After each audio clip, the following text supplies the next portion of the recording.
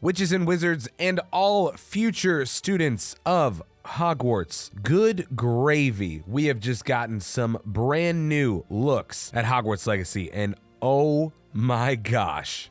A number of creators were invited out to play the game for a couple hours, and they were able to share their experiences. I, unfortunately, am not one of them. I'm not upset about it. Okay, I'm a little bummed out. But oh my gosh, guys, this is the final preview. I mean, this is it. We are getting this right here. And then in like 2 weeks, this game will be in our hands. And I have scoured YouTube. I have looked up all the creators, all their experiences, and tried to compile what most people are saying about the game and some of the new things that we've learned and things that are confirmed. So today, we're going to go over this massive amount of information that we've learned about Hogwarts Legacy. For all of you who are new here, welcome to the Lumberzack Gaming Channel, your place for friendly, quality gaming content. Guys, I was already excited for this game until I saw what you're about to witness, the things that you're going to learn.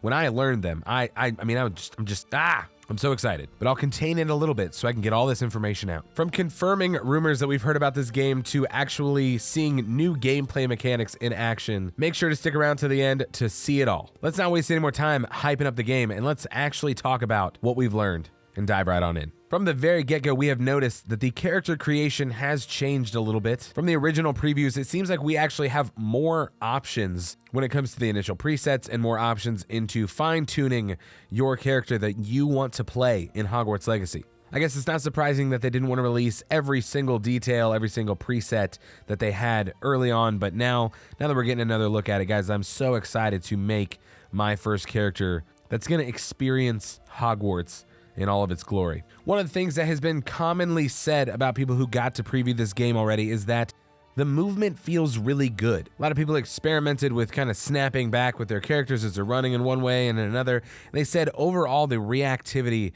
was just a really, really fine-tuned experience. And man, I just gotta be honest, like it looks so good. The animation, the things with the robes, the scarves flying everywhere. Guys, I think this looks incredible. And honestly, I was really concerned about how the game actually feels, but it seems like most people are saying that this is off to a great start. For some reason, recently, one of the biggest questions surrounding Hogwarts Legacy is, can you swim? And it was funny watching a lot of creators. You could tell that they distinctly went to the water to see what was going to happen. And sure enough, there is swimming in the game. The development team has confirmed it already, but it's just funny to watch a bunch of people just jump right in the water.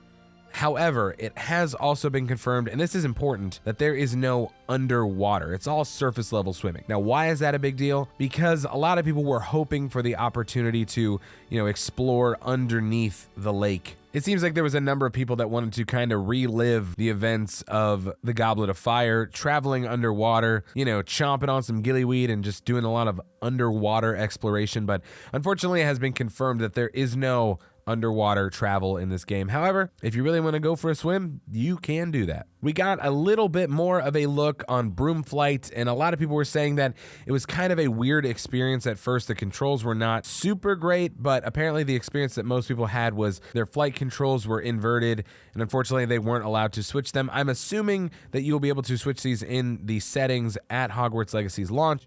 However, they were not allowed to go in, due to like developer blocks on what they were allowed to show and experience in the game. However, it would be really, really weird to me if you were not able to actually invert your flight controls.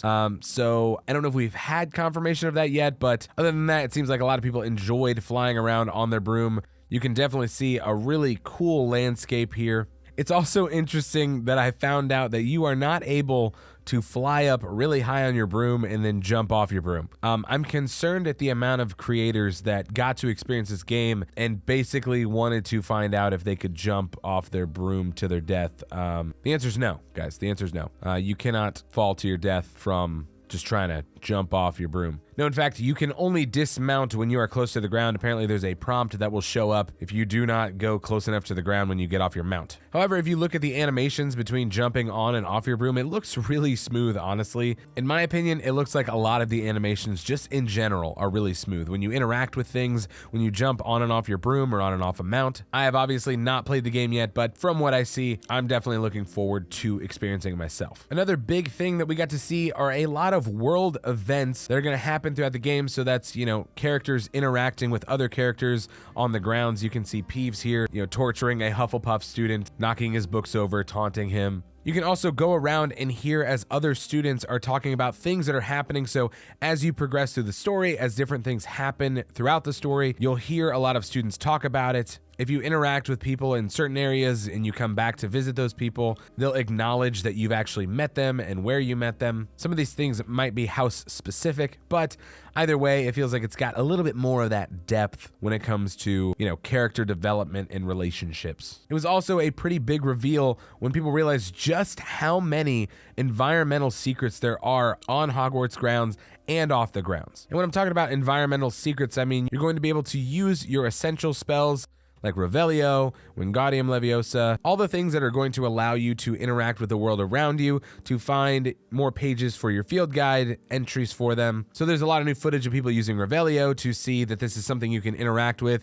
It might be some sort of statue that you have to cast Incendio on. And apparently these are like everywhere, which gives you all the more reason and desire to actually scour the grounds of Hogwarts and really take in every little nook and cranny that this game has to offer. Another huge thing, which this is like one of my favorite features in games that allow you to have different armor pieces or different pieces of clothing, you are able to transmog your items. Now, for those of you guys that don't know what that means that if you have really good gear and altogether you look horrible, like it does not match at all, essentially you can wear that gear and then choose what gear that you actually want it to look like. So if you really like your House Fanatic robes, which you get from pairing your Wizarding World account to the game, if you don't know what I'm talking about, I did a video up here. You can check that out after this one. But it's not the best gear that you have. You can transmog your items so that you still look like you're wearing that. However, you'll have the attributes of what you want to wear. So it seems like we have gotten confirmation of that, and that's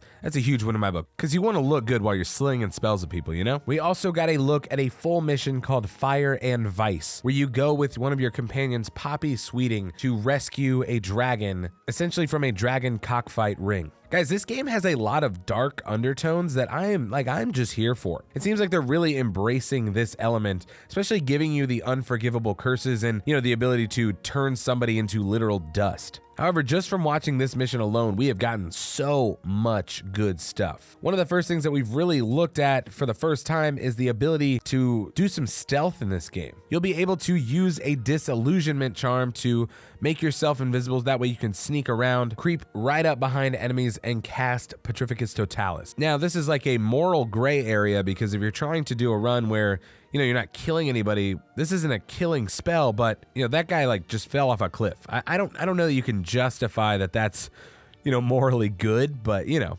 is what it is. It has also been confirmed that this is still not a stealth game at its core. And by that, I mean Petrificus Totalis is actually the only spell that you will be able to use while you are stealthing. So while that might end up seeming repetitive, it does enforce the fact that this is not a stealth game, it just has stealth elements to it. Apparently, if you cast any other spell while you are stealth, it will take you out of your disillusionment charm, but you are still able to loot things as you're invisible. I'm definitely already a fan of the stealth element added to the game. Part of me wishes there was a little bit more variety than just the one spell while in stealth. However, I know that at this game's core, it is not a stealth game, so I'm still pretty excited about the implication of stealth. Another new element that we've gotten to see for the first time is the Alohamora spell in action, and it's interesting. For those of you guys that know, Alohamora is a spell that instantly unlocks locks. However, when you use it in this game, it takes you into a mini game. My first thought is something like Skyrim, where you have to essentially